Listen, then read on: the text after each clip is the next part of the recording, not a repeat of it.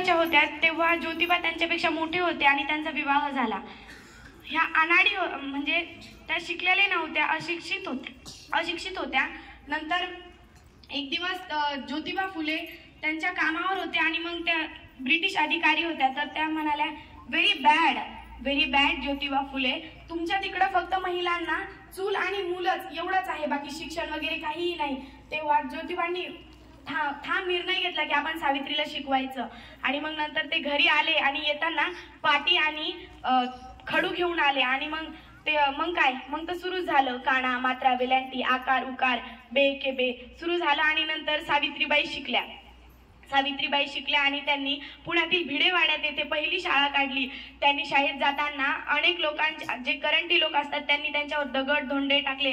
त्यांनी तो अपमान सहन करून मुलींसाठी शाळा काढली. आणि त्यांना मूलबाळ नव्हते, मग त्यांनी एका विधवेचा मुलगा यशवंत बाळ दत्तक घेतला. आणि मग नंतर बघता बघता त्यांनी 18 शाळा सुरू केल्या. आणि मग कोरोना सारखाच एक प्लेग नावाचा रोग आला होता. मग त्यांनी यशवंत बाळ डॉक्टर होते ते, आणि मग त्यांनी एक दवाखाना उघडला. आणि मग सावित्रीबाईला वाटत होतं की आपण समाजासाठीच करतो, मुलीसाठी करतो, सगळं आपण समाजासाठीच करतो, शिकवतो, हे करतो, मग आपल्याला मरण जरी आले तर काय बिघडणार आहे. त्यामुळे त्यांनी तो दवाखाना उघडला. आणि तो रोग कसा होता, एकाला झाला तर दुसऱ्यालाही होणार होता. मग प्लेग रोगाचे त्यांनी उपचार स्वतः करत होते. आणि तो करता एकदा त्यांनाही तो रोग लागू झाला आणि सावित्रीबाई मरण पावल्या.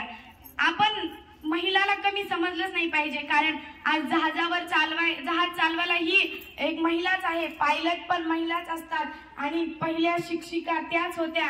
आनंदीबाई जोशी ही डॉक्टर होत्या. किरण बेदी, खूप उदाहरणं आहे आपल्या समोर. आणि सिंधुताई सपकाळ ह्या तर शिकलेल्या नव्हत्या, 13 वर्षाच्या होत्या तेव्हा त्यांचं 30 वर्षाच्या व्यक्तीशी लग्न झालं. आणि त्या 9 महिन्याच्या पोटाशी असताना त्यांच्या सासऱ्यांनी त्यांना घराबाहेर काढलं.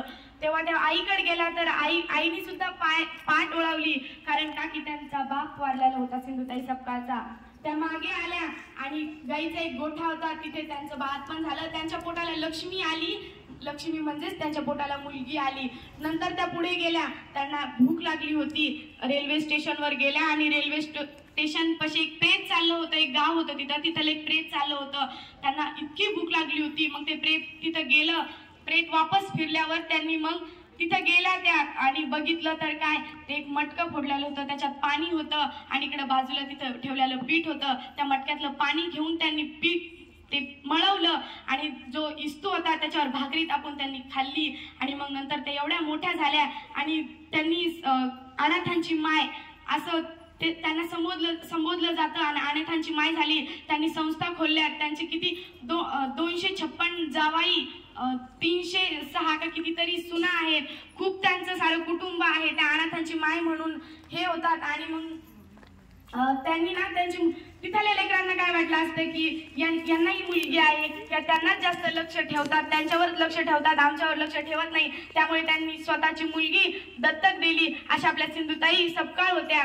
आणि महिला खूप चांगल्या असतात, त्या उंच पदावर जाऊ शकतात. आपल्या राष्ट्रपती द्रौपदी मुर्मू आहे. त्यामुळे महिलाला कधीच कमी समजू नका. आणि बेटी बचाओ बेटी पढाओ. Thank you all of you.